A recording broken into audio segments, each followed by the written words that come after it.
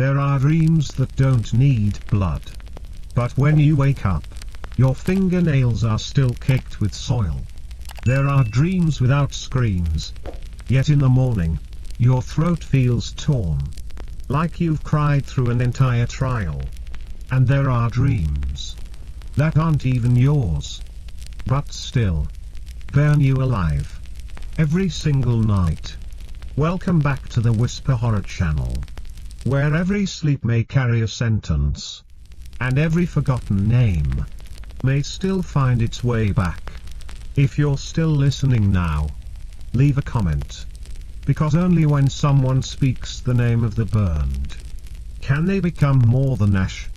In part 1, we followed Evelyn, a college student who moved to Bellmare, and began experiencing recurring sleep paralysis at exactly 3:13 a.m.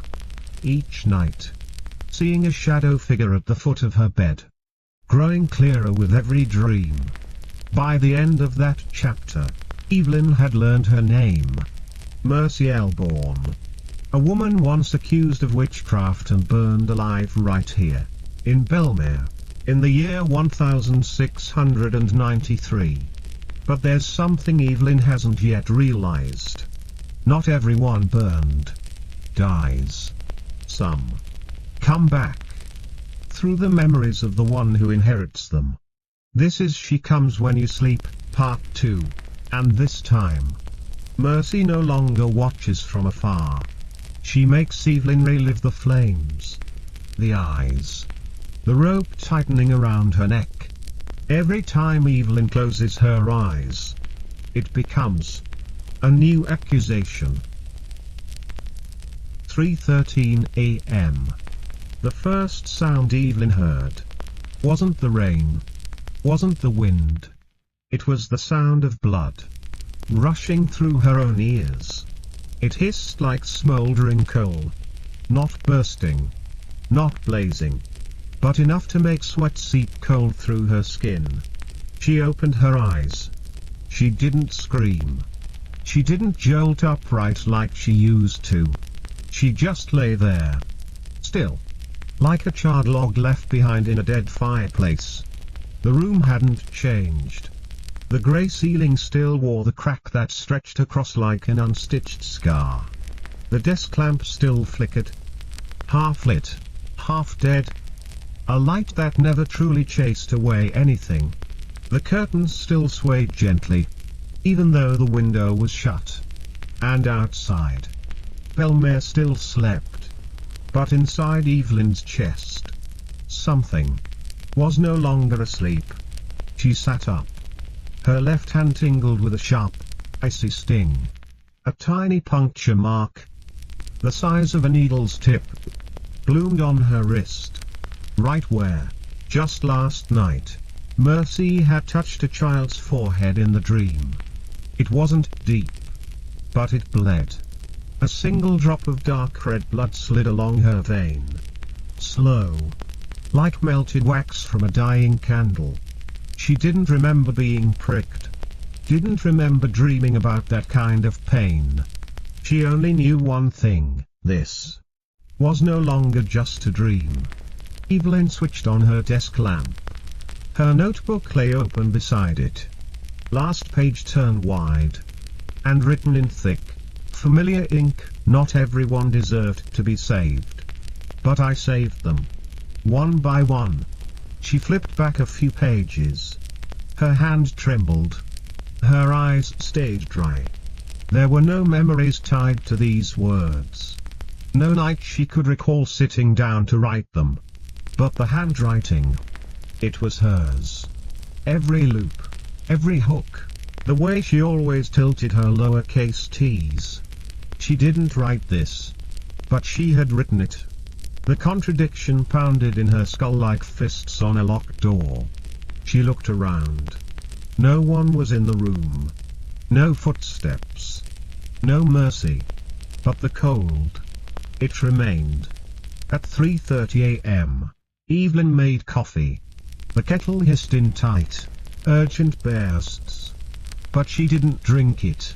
She just wanted to hear something alive. In the center of the kitchen hung an old calendar. The kind printed on cheap, thin paper you get for free at gas stations. She picked up a red pen, circled today's date, and as she finished, she saw that she had already circled 5 dates this week. 5 nights. 5 dreams. 5 times waking up at the same hour, 3:13. Her memory wasn't linear anymore. It unraveled. Out of order. It arrived like ashes in the wind. Broken fragments stabbing into her skin, her senses, then vanishing before she could name them. Once, she stepped into the bathroom to brush her teeth, and saw a long, straight, black hair draped across the mirror. She lived alone. Her own hair was lightly curled and shoulder length. That strand was wet, damp with water, and it carried the scent of smoldering firewood, a smell she had only ever known. In the third night's dream, she wasn't afraid. Not in the usual sense. She didn't shrink, didn't cry, didn't run. Evelyn just felt like she was being replaced. One afternoon, while sitting in the library, she came across a line in Bellmare's local history book, Mercy Elborn, an herbal healer who lived at the edge of the western woods, was once trusted by the villagers for her healing hands. She was accused of witchcraft in the year 1693. That was the only note that remained. No reason. No charges. No witnesses. Just 2 words, witch, and that alone was enough to erase everything Mercy had ever done. Evelyn stared at that word, witch, and in that moment, a sharp sting bloomed in her fingertip. She looked down. A fresh pinprick at the tip of her index finger. No needle nearby. No one had touched her. And from that puncture, what dripped out was not blood. It was black ink. 1 drop. Falling. Landing. Directly on the name Mercy Elborn. She went home. Didn't turn on the lights. Didn't play music. Just sat at her desk. Opened her notebook. Turned to the next blank page. Her hand picked up the pen on its own. No thought. No planning. No decision about what to write. And yet, the first sentence appeared. Every time I saved a child, a mother took 1 step back. As if gratitude was something to be hidden. Because if someone found out, they'd burn it. She threw the pen down. I didn't write that. I've never thought like that. But the sentence. It was true. Too true. As if it had lived inside her all along. Just waiting for someone else's hand to open the page. That afternoon, the sky didn't rain. But Evelyn still heard. Dripping. Like water ticking in her ears. Second by second. As if time itself was breathing. She sat in the middle of the room. Light from the window fell across her wooden desk. 4 dried leaves lay on the surface. She didn't know where they came from. She had never seen this type before. Tiny, jagged edges. A faint scent that made her heart clench. When her finger touched one leaf, she instantly heard a voice. The fever's broken. But the child's eyes still won't open. Pray again. This time. Don't let anyone see you. The priest passed the forest's edge this morning. She looked up. No one in the room. Just wind. And light. Everything else was exactly the same. Except for one detail. On the wall, where her old silver clock should have hung, now hung a bundle of herbs, tied with roughed wine. She had never hung it. Didn't remember bringing it home. But it was there. As if the room was remembering a different version of itself. She stepped closer. Touched the bundle. Her fingers trembled. Not from fear. But from Muscle memory. They already knew how to untie the knot. Like they'd done it 100 times before. As her hand touched the final twist of string, her eyes closed and wouldn't open. She saw herself inside a wooden hut. Smoke hung in the air like breath that didn't want to leave. A child lay on a straw mat, fever burning, eyes rolled back. Beside them, a young woman. Her, or Mercy, or both, crushed mugwort leaves, mixing it with ash and a drop of herb-infused wine. The child wheezed. The mother backed away, trembling. If it lives, I won't say anything. I swear. I won't tell a soul. She, Mercy in her body, spread the poultice on the child's forehead, chanting in an ancient tongue. Her lips moved, and though Evelyn had never learned that language, she understood every word. Then, a distant bell. The priest. The mother snatched the child from her hands, stepped back toward the door. No thank you. No glance. Her eyes. As if she'd never begged. As if what Mercy had just done was some kind of sin. A cursed transaction. Mercy stood still.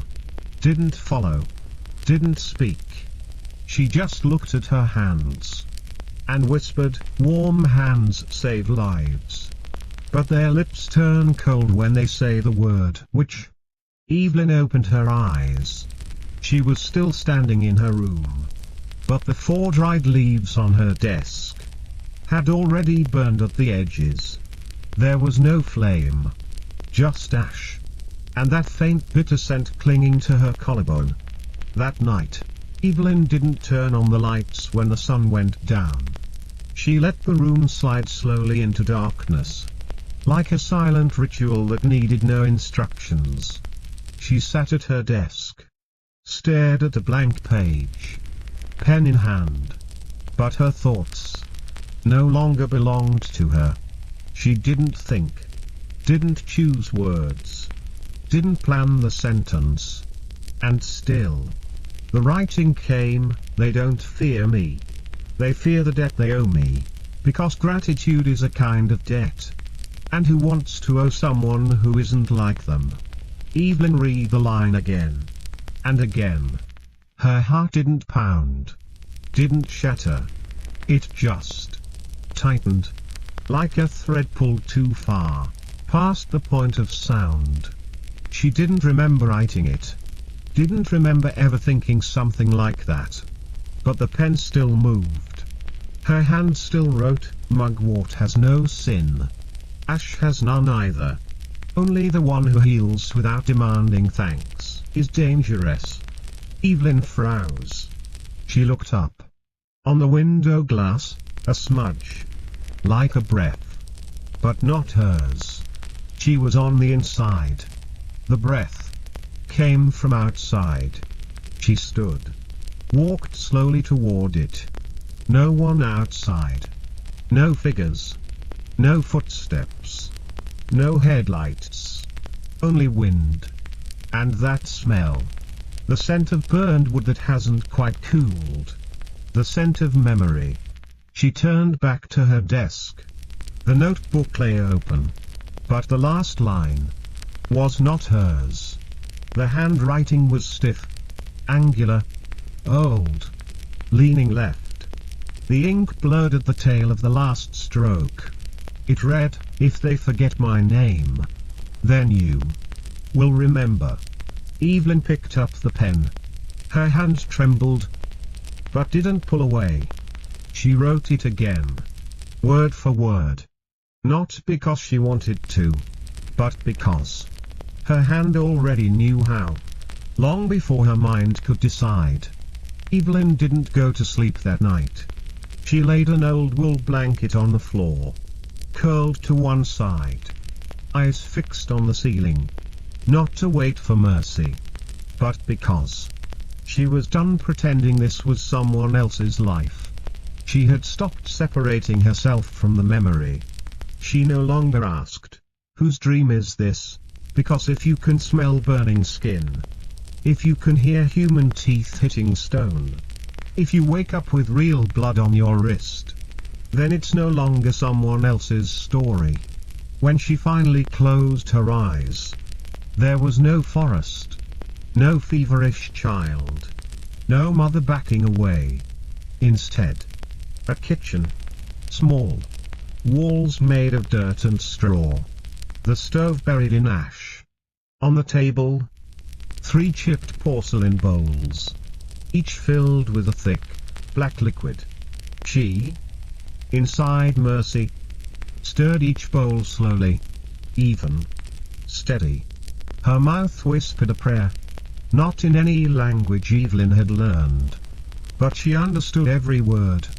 Outside the door, someone called, "Someone's coming." But they won't step inside. Mercy didn't answer. She stepped out and saw a line of people standing in the trees. Each person held a child. An elder cradled their grandchild. A young woman held her baby in a cloth wrap. One woman didn't carry a child. She held her belly, large, heavy. They all stared at the hut. No one stepped forward. No one spoke. They only stood and waited. Evelyn opened her eyes. Her pillow was wet with tears.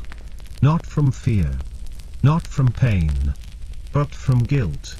She didn't know when it happened, but those people weren't strangers in a dream anymore. She recognized some faces. One was the post office clerk. One was a girl from her freshman year. One was her mother. Not their bodies, but their eyes. The way they turned away when they should have spoken. The way they looked down, so they wouldn't have to see someone being burned. For once helping them. The next morning, Evelyn stepped into her backyard. The ground was damp. Grass had faded yellow. The wind carried a thin scent of ash.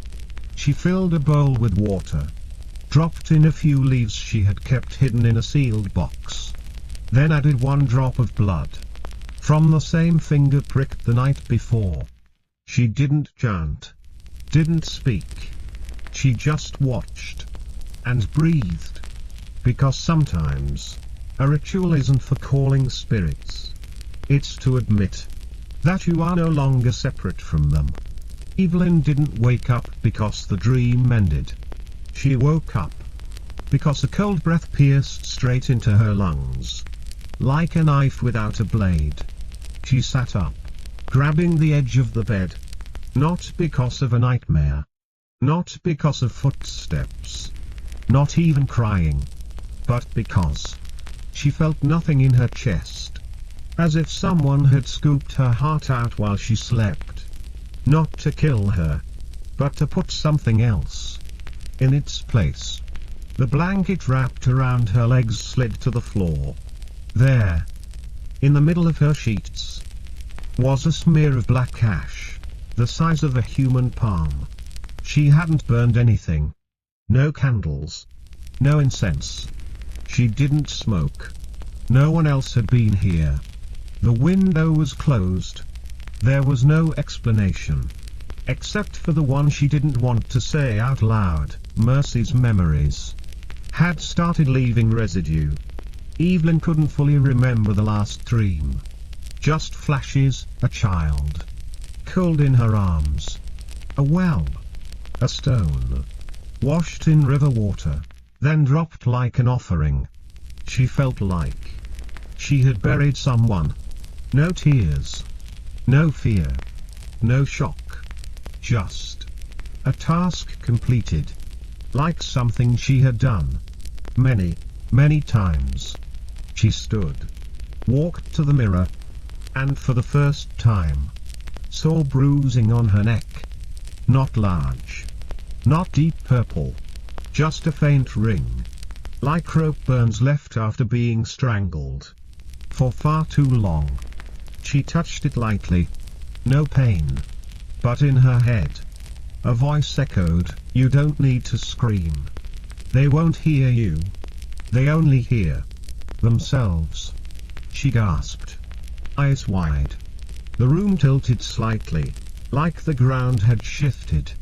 And then, when she looked back up, she no longer saw herself in the mirror. The reflection staring back was a woman with tangled hair, bruised cheeks, a red mark across the neck, and lips cold and pale. Her hands were tied behind her back. Evelyn shut her eyes. 1 second. 2. Opened again. And the mirror showed only herself. But the smell of ash was stronger now. So strong. It had soaked into her hair. She backed away. Her hand brushed the edge of the desk. There was something under her bare foot. She bent down and picked up a dirty grey cloth, stained with dried blood. Not fresh blood. Old. Very old. She unfolded the edge. There, crudely stitched in thread, were the words, "Mercy. Do you still believe in me?" Evelyn didn't know who'd written it. Didn't know where the cloth came from. Didn't remember anyone handing it to her. But her hand gripped it tight. Clutched it like a living confession. Or a piece of evidence. Evelyn didn't remember when she fell back asleep. All she knew was, when she opened her eyes again, she wasn't in her bed. She wasn't in her room. She wasn't even in a world with electricity. She was lying face down on cold dirt. Her neck was tied with a thick, thorny rope. Hands bound behind her. Knees scraping gravel. No one spoke. But behind her, footsteps dragged heavily. A man yanked her upright, as if lifting a hunted animal. His face was blurred. But Evelyn knew him. Not Mercy. Her. He was the man who ran the second-hand store in Bellmare. The one who once lent her a lighter during a blackout. The one who said, "You remind me of someone. But I can't remember her name." He grabbed her hair, dragged her through the dirt. She didn't scream. Because in this dream, Evelyn was no longer a guest. She was the body. She was the evidence. She was the victim. She was dragged up a slippery hill, lined on both sides, with eyes that were waiting. No shouting. No jeers. Only waiting. As if they had all known this moment would come. And each of them carried a stone, tucked inside a closed fist. At the town square, the man stopped. Someone stepped forward. An old woman. Wrinkled face. Shaking hands. But her eyes. Clear. Dry. Sharp. She leaned down and said quietly, "You once cured my granddaughter's wheezing. But now the girl dreams of you every night. She can't sleep anymore. I can't let that go on." Then she turned away. Slow. Light. Like returning something she once borrowed. Evelyn was forced upright. Surrounded by a circle of people. No escape. No one struck her. No one shouted. But the silence meant they were all already in agreement. A man spoke aloud. "We caught her digging a hole beneath the elm. There was a child's body buried there. Limbs curled. Neck bruised. Mouth still wet with blood. We never found the parents. But she knew where the child was." He didn't point at her. Didn't say her name. Just called her that one. Evelyn wanted to speak. To protest. To scream. That child died before Mercy buried him. She only made sure he rested in the ground, instead of being left in a creek like a dead animal. But her mouth wouldn't open. Mercy's mouth. Her mouth. It didn't matter anymore. Both had been silenced. Then a voice rang out, "Strip her. We must make sure she's not hiding any charms." Evelyn had never imagined that being undressed in public could be worse than death. Not because of shame, but because from that moment on, they no longer looked at her as human. Just a body. A surface for accusations. A place to press blame.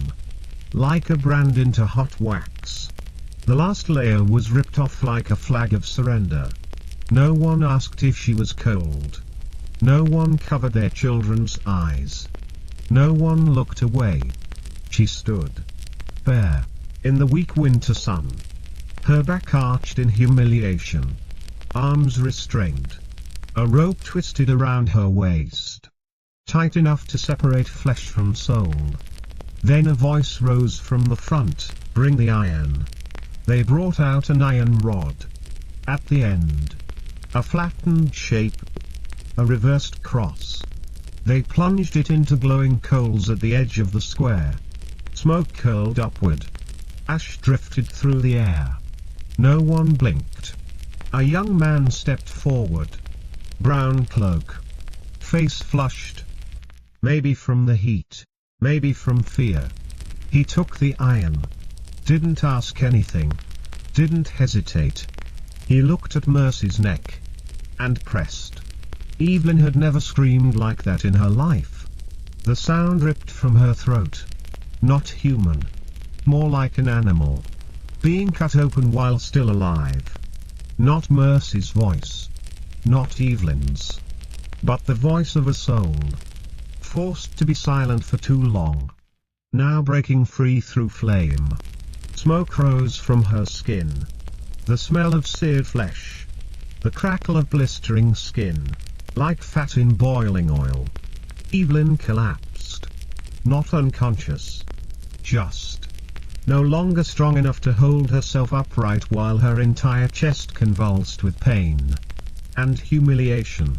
The man tossed the iron to the ground. Didn't look back. A woman stepped forward. Silver hair. Voice no louder than a breeze. "You once cured my husband's fever. You gave me mugwort leaves. Told me to boil them with bark. He did get better. But afterward, I couldn't sleep. I kept seeing you. Standing at the end of our bed. Maybe I made a mistake. Trusting you." She lowered her head. Walked away. No apology. No thanks. No hate. Just a woman.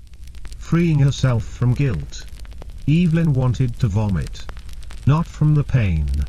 But because. Every sentence started with "you once helped me," and ended with "so I stayed silent when they burned you." Another voice, "Same man now. My mother is gone now. But I remember her saying, you helped her during childbirth. That baby was me. And I'm still alive. But I keep dreaming of blood. Do you think maybe you brought something into our dreams?" He didn't wait for an answer. He walked away. Evelyn couldn't get up. Her breastbone felt cracked. Every breath. A hammer against her heart. Every accusation. Not a wound on the skin. But a blade. Into memory. When they bind your hands. That's when their mouths open. But not to save you. Only to bury you. Deeper. The rope around her neck was pulled tight again. She was dragged forward. No verdict. No sentence read aloud. Just the silent consensus. Of people who had already decided. Evelyn felt the ground move beneath her ribs. Each small stone stabbing into her bones. Each cobblestone scraping her belly. She didn't feel pain. In the way a person feels pain. She felt worn down. Erased. As if they weren't trying to kill her. But to grind her into something that would never resist again. Her hands tied behind her. Neck pulled forward. Her cheek pressed to the ground. And when she opened her eyes, she saw boots. Men's boots. Polished leather. Muddy at the soles. She looked up. And saw him. The man from the coffee shop. The one who once gave her an extra sugar packet when she was late. The one who had said, "You live alone? Be careful. Bellmare's got things no one talks about." Now he stood there, arms crossed. And when she passed him, he spat. It landed on her cheek. Not hard, but enough to let the cold soak in deeper. She was dragged farther. Then, a pair of red shoes. Little girl's shoes. White flowers embroidered at the ankles. She recognized them. The child who used to run around the church courtyard. Daughter of the town librarian. She once picked up that child's teddy bear. After it had fallen into a puddle, the child had smiled, said thank you. Now, the girl stood beside her mother, eyes wide. No tears. No fear. Just watching. Like she had seen this play before. Another man stepped up. Deep voice. "You cured my wife's postpartum fever. I thanked you once. But now I'm not sure what's real anymore. I don't know if I survived because of God, or because of something else." Evelyn wanted to ask, "And if it was because of me? Was that so wrong?" But her tongue wouldn't move. Not from fear, but because there was no one left willing to hear. They passed the town's main intersection. Her knees slammed the stone steps. Her face scraped against dirt. One cheek tore open. Blood soaked into dust. Hair clung to gravel. Behind her, a woman whispered, "I came to your house one winter. You burned mugwort for me. My headaches went away. But ever since, my husband dreams of fire every night." The woman stepped forward. Didn't say another word. Just pressed her foot down onto Evelyn's trembling hand. Not hard. Not enough to break bones. But enough for blood to bead beneath her nails. One by one. Step by step. No one struck her. No one laughed. They lined the street like a wall of flesh. And every person had their own reason not to intervene. "I don't hate you. I just can't be on your side. I know you never harmed anyone. But I have children. I can't take risks. I didn't throw a stone at you. But I won't stop the ones who do." No one killed her with their hands. But all of them used their mouths to make the killing feel righteous. The pyre wasn't tall. Just high enough for someone to stand. And for the fire to reach every part of them. Wood stacked in a cone. At the top, a post. Ropes already tied. No stage. No curtain. No white cloth to cover anything. Just a space where death had happened before. Where fire was considered an answer. Evelyn was hoisted up. Her bare back pressed to the post. Her arms were tied tight. The ropes biting into her bruises. 3 loops across the waist. Pulled, knotted behind her spine. No wind. No crows. No priest. No verdict read. Just a man stepping forward. He wore no robes. Carried no symbol of power. But when he raised his hand, the crowd went silent. He spoke. Not to her. Not to mercy. Just to the space between them all. She healed. But never asked the Lord's permission. She lived outside the village. Used leaves instead of prayer. Used flame instead of the cross. She'll be returned to the fire. He stepped back. Another figure approached. A boy. Barely 20. Blonde hair. Hands trembling. He didn't look at her. Didn't speak. He carried a lit torch. The flame small. Unsteady. But enough to catch dry wood. He bent low. And in that moment, Evelyn saw herself. Not Mercy. Not a stranger from 1693. But her. As a child. Standing in her own backyard. Holding a lighter. Burning a piece of paper. With the name of the girl who used to bully her. She didn't remember the words. But she remembered. The feeling. How easy it felt.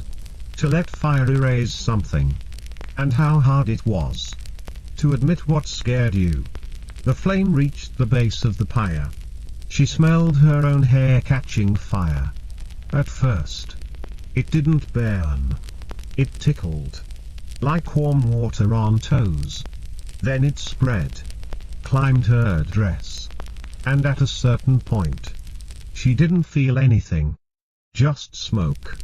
Heavy. Thick. And one question. Never asked out loud, is there anyone who still wants to save her?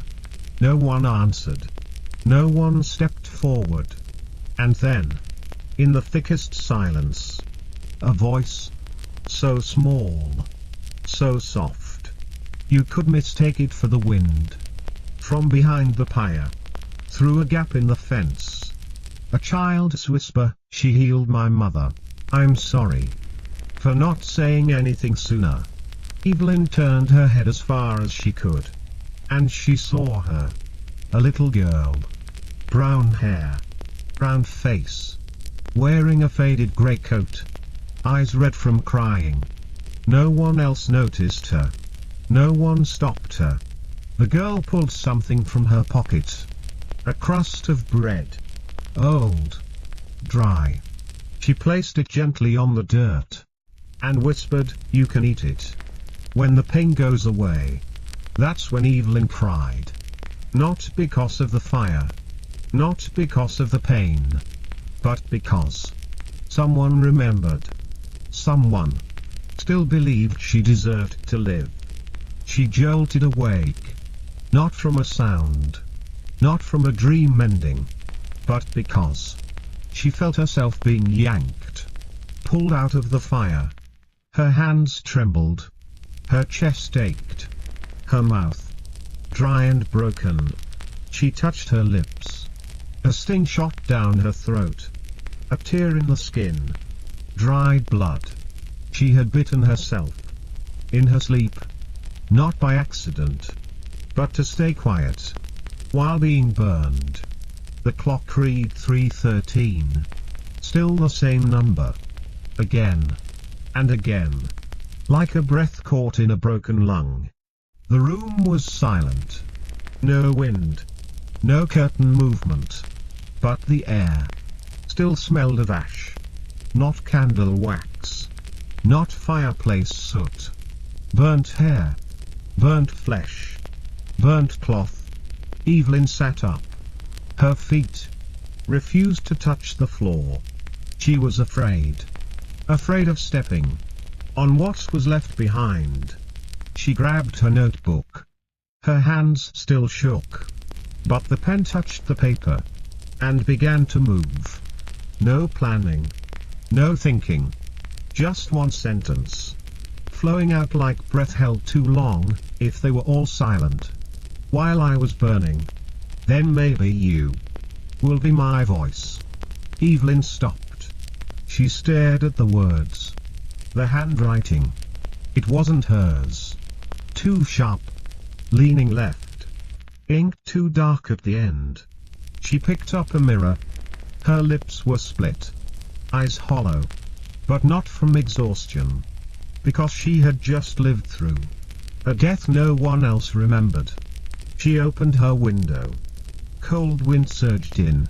A single dry leaf flew into the room. Mugwort. She bent down. Lifted it carefully.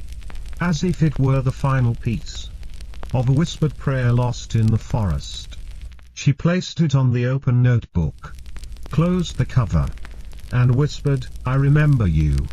The next morning, before the sun rose too high, Evelyn took that notebook, the first copy, to the Bellmare town library. She didn't ask for permission. Didn't sign her name. Didn't beg for someone to read it. She just placed it on the old registration desk, slipped it between two moldy folders, and walked away. That afternoon, someone saw her standing outside the Bellmare church. She didn't go in. She just looked up at the wooden cross nailed to the roof. Her face wasn't bleeding, wasn't angry, just still, like stone carved for memory. She pulled a folded paper from her coat. On it, the final words from the night before. She placed it gently on the church steps. Quiet. And turned away. That night, there was no dream, no fire, no rope, no blood, no pyre. But that didn't mean Mercy was gone. She hadn't left. She had stayed. In the notebook. In Evelyn's chest. In this town. Where those who were saved never said thank you. Only lowered their eyes. And kept silent. No one asked why her eyes stayed shadowed for 3 days. No one asked why her hands were scratched. Why the hem of her coat was frayed. Why her gaze no longer flinched at the sight of fire. People just stepped aside when she entered a room. They smiled politely, then looked down. She wasn't Evelyn from last week. Not Evelyn the history student. Not Evelyn who smiled at the bookstore register. Now, she was that girl who sees things she shouldn't. She wondered, since when did remembering a death that wasn't yours make you insane? Since when did placing a piece of memory on church steps make people threaten to evict you from campus? Since when did mourning someone burned alive become a sin no one wanted to stand near? She went back to the library, the place where she left the notebook. It was gone. No one claimed it. No one asked about it. When she inquired, the librarian looked at her for a long, cold second. Then said, "I don't know what you're trying to prove. But this place isn't for remembering things no one wants remembered." Evelyn didn't reply. She nodded and walked out. In her coat pocket was the second copy. That night, she sat on the dorm floor. No lights. Just a single white candle burning. Not for ritual. Not for ghosts. But to understand what Mercy's light might have looked like.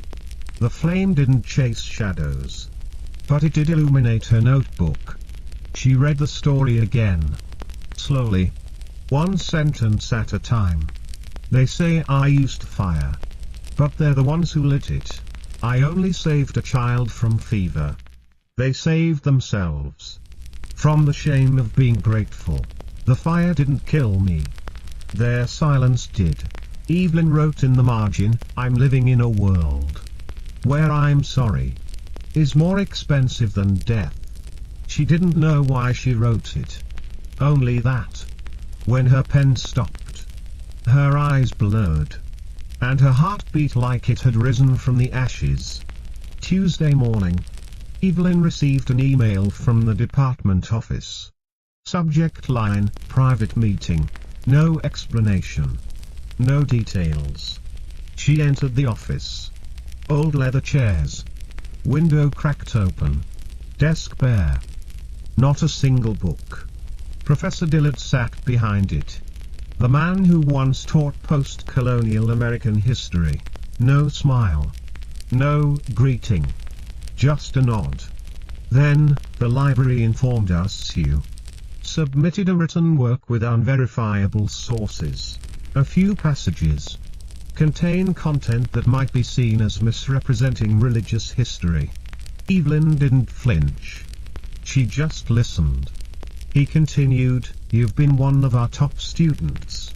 But lately, your behavior has been concerning. Are you under stress?" She looked up. Eyes steady.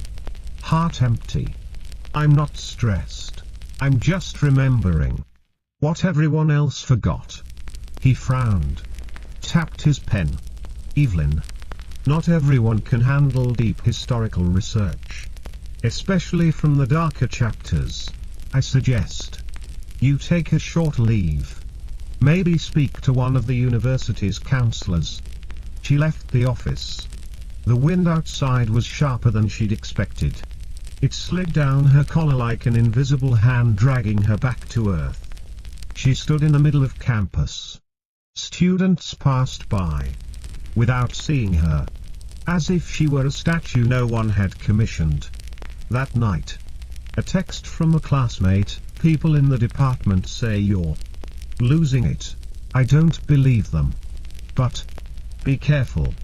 Don't bring dream stuff into real life again. She didn't reply. She turned off her screen, leaned her head back against the wall. She didn't blame her friend. Didn't blame the professor. Didn't blame the library. She just finally understood why no one saved Mercy. It wasn't because they didn't care. And it wasn't because she wasn't worthy. It was because standing beside the accused is the one thing no one dares do, even when they know she's innocent. She opened her notebook, wrote one last line: she didn't die alone. She died in front of everyone. But no one dared speak the name of that death. The first voice came at 5:42 a.m. It wasn't a call, wasn't a scream, just a whisper. So faint, Evelyn wasn't sure if it was real. No one came. 3 words, like brittle bone left in a cold pot of ash. Evelyn opened her eyes. The room was grey. On the ceiling, the crack had widened, like a dead branch reaching across the sky. She didn't move, didn't turn on the light. She just lay there, waiting to see if the voice would come again. And then, a breath right beside her ear. I waited. They didn't come. Only the fire came. She jolted, turned. No one. No shadow. No torn curtain. No footprints. But the air was still warm, as if someone had just been standing behind her. Later that day, when Evelyn walked into class, a girl stood up and moved across the room. No words. No glance. Just silence. And avoidance. The professor didn't question it. Didn't intervene. She sat alone. And the cold wasn't from the air conditioner. It was from everyone else's agreement to unsee her. That evening, she stopped by the drugstore near her dorm. The woman behind the counter, an old lady with thick glasses and a raspy voice, looked up. Her eyes landed right on Evelyn's neck. You should cover that. That mark. People will notice.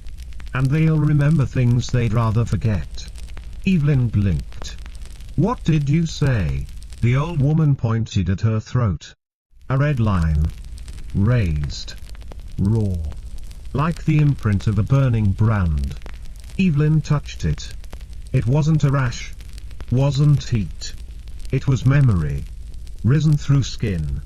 That night, as she showered, water stung the mark like salt on an open wound. She looked in the mirror, and for the first time, she saw Mercy standing behind her. Not terrifying. Not cinematic. Just a shadow. Eyes hollow. Arms at her sides. Lips sealed. Like someone who has suffered too long to still have strength left to scream. Evelyn turned. No one there. But the whisper remained. Right next to her. If you don't speak for me, I'll burn again. And again. And again. Until someone remembers. Evelyn trembled. Not from fear of Mercy, but because she finally understood Mercy's pain. Didn't die in fire. It survived in silence. And now, Evelyn had become its last shelter. Friday morning. No rain. No wind. But the air felt held. Like the whole sky was holding its breath. The church stood as it always had. Old wood, black shingles, ivy-stained bell tower. Each plank looked carved from someone's unspoken truth. Evelyn knocked. 3 slow knocks. Each one echoed inward. After a pause, the priest answered. He was old. Skin like dry earth. Eyes tired, but aware. She introduced herself. Said she was a student, researching Bellmare's history. He invited her in. Polite. Quiet. They spoke small words. Tea. Weather. Until she asked, "Do you know a name?" Mercy Elborn? The air changed. He set the cup down. Slow. Precise. His lips pressed tight. Jaw locked. That name is not spoken here. She nodded. Expected it. But asked anyway, why? She was accused of witchcraft. Burned in 1693. But records are vague. No charges. No testimonies. I just want to know. He interrupted. There are no records. Because there's no need for them. Some names exist only to be forgotten. To speak them aloud invites the fire back. She stared at him. But what if the fire never left? What if silence is what keeps it burning? He stood. Not angry. Not dismissive. Just tired. Child. There are wounds we do not reopen. Not because we fear truth, but because we fear what we see in the truth of ourselves. He opened the door. A gesture soft, but final. Evelyn stepped out. Didn't look back. Didn't say goodbye. When the door closed, a breeze swept down her collar like a warning. Someone else once walked out of here. Not by hand, but by the phrase, "Let's not speak of her again." She stood on the steps. Took a folded piece of paper from her pocket. Written in black ink, she doesn't want her name returned. She only wants someone to say it out loud. She placed it on the stone. The wind passed, but the paper didn't move. That night, at exactly 11 p.m., Evelyn began recording. She sat alone in her room. Door shut. Candle snuffed out. Only the pale glow from her phone screen lit her face. She opened the recording app. Placed the phone in front of her. Took a breath. No script. No outline. Only a voice that needed to be heard. She was called Mercy Elborn. She lived in Bellmare. She wasn't a witch.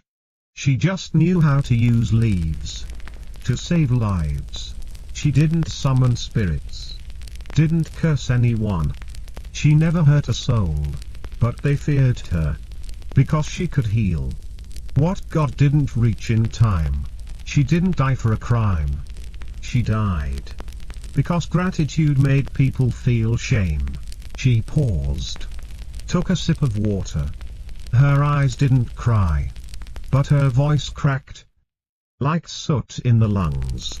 I saw them drag her, strip her, brand her. I saw them step on her hands as she tried to lift herself. I saw the people she saved stand in silence, say nothing. I saw myself, no different from them, because I too was silent for too long. But not anymore. She pressed stop. Duration, 17 minutes and 46 seconds. She saved the file. Named it, the first testimony. She didn't share it. Didn't post it. Just saved it. Promising herself she'd listen again tomorrow. At 3:13 a.m. She woke. No nightmare. No shadow. Just her phone playing on its own. screen black. No hands touched it. Her voice filled the room. Low. Slow. Old. Like it had been recorded decades ago. She didn't stop it. Didn't scream. She just sat up. Listened. Until her own voice said, "But not anymore." And then another voice. Not hers. A whisper. Right in her left ear, "Thank you." Some spirits don't return to reclaim their lives. They come back to ask just one question: does anyone still remember? They don't want candles. They don't want flowers. They just want a name, spoken aloud. Once. Clearly. In a world that forgot how to pronounce it. Mercy. Elborn. 2 syllables. Burned into public soil. Now rewritten. Not in history books, but in the mouth of someone still breathing. People don't see mercy anymore. No shadow in the corner. No breath on your neck at 3:13. But now they've started asking, who was Mercy Elborn? Did she really save people? She was banned. Here, just scattered questions. No plaques. No sermons. But someone heard. Someone told. And someone, like Evelyn, chose not to be silent. Because some curses don't need blood to stay alive. All they need is silence. Silence long enough to become a black hole that swallows everything. But not tonight. Tonight, the name has been pulled from the void. Not for justice. Not for forgiveness. But simply to be said right once. So if one night you wake and dream of someone being dragged, someone sobbing behind the curtain, someone placing a cold hand on your back, right as you whisper "I'm sorry," don't be afraid. It might be Mercy. She's not here to harm you. She only came to ask, would you say my name when no one else dares to? Thank you for listening to tonight's story. If you've ever kept quiet when someone needed to be heard, remember, silence is also a choice. Come back to the Whisper Horror channel for more stories like this one, where we don't tell ghost stories to scare you, but to remind you, ghosts aren't the frightening ones. It's the way we deny them.